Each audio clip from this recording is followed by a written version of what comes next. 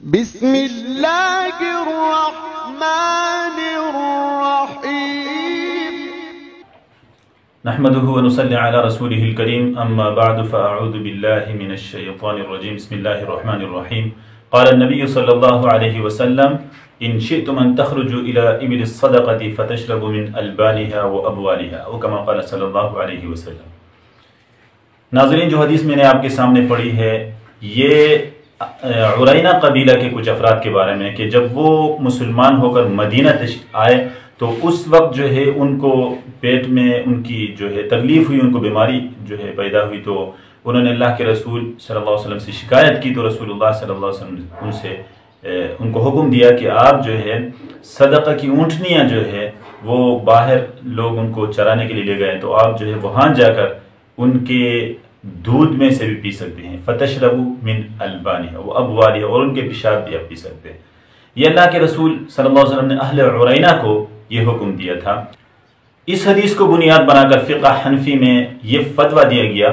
کہ اگر کسی حلال چیز میں کسی مریض کا علاج نہیں ہے، کسی حلال چیز سے اس کا علاج نہیں کیا جا سکتا، تو حرام چیز سے اس کا علاج کرنا جائز ہے، اور دوسری شرط اس کی یہ ہے کہ کوئی ماہر ڈاکٹر جو ہے وہ اس چیز کی تجویز دے۔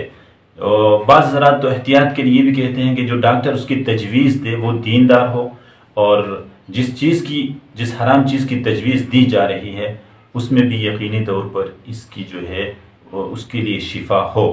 تو بہرحال اس حدیث کے اندر ظاہر بات ہے رسول اللہ صلی اللہ علیہ وسلم نے ان کو جو مشورہ دیا، ان کو حکم دیا کہ آپ اس طرح کرے، اگر چاہے تو اس طرح کرے، تو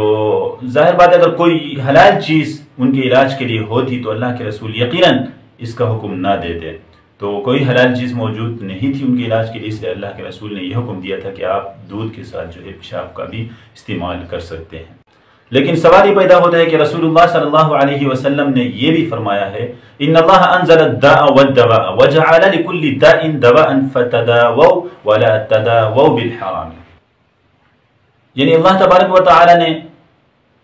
بیماری بھی نازل فرمائی ہے اور اس کا علاج بھی نازل فرمایا ہے، اور ہر بیماری کے لیے اللہ نے اس کا علاج بھی جو ہے پیدا فرمایا ہے، اور آگے فرمایا تم جو ہے دوائی استعمال کیا کرو، علاج کیا کرو، لیکن حرام سے علاج نہ کیا کرو۔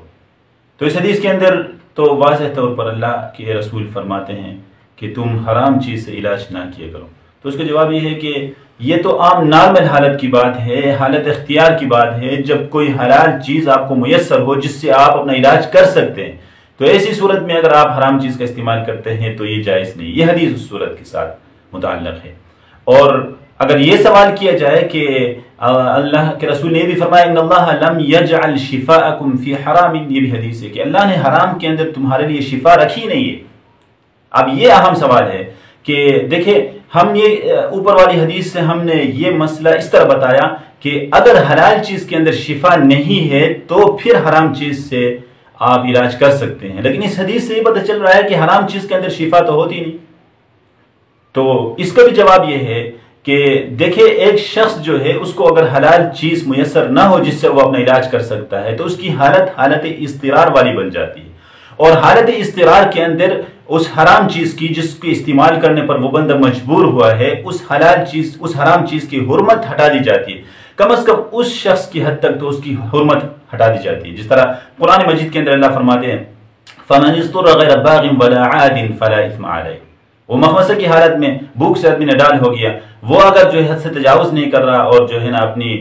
لذت کے لیے وہ نہیں کھا رہا ہے بلکہ اپنی زندگی کو بچانے کے لیے کچھ کھا رہا ہے، تو ٹھیک ہے، وہ جو جن چیزوں کا ذکر پیچھے ہوا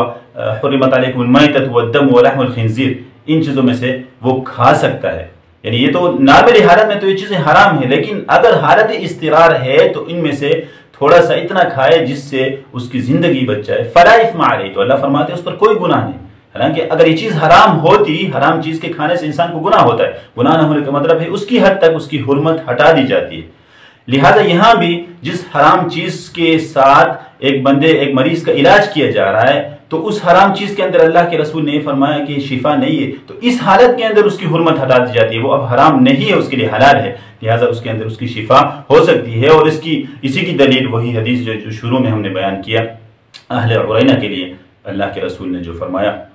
تو ان شرائط کے ساتھ جو ہے، ان شرائط کو ملحوظ رکھتے ہوئے حتی الامکان تو یہ کوشش ہونی چاہیے کہ انسان جو ہے حلال چیز کے اندر اپنی جو ہے علاج کے لیے دوائی ڈھونڈے، اگر نہیں اس کو مل رہے تو حتی مجبوری کے تحت جو ہے حرام چیز سے علاج کرنا بھی درست ہے۔ والسلام علیکم ورحمۃ اللہ وبرکاتہ۔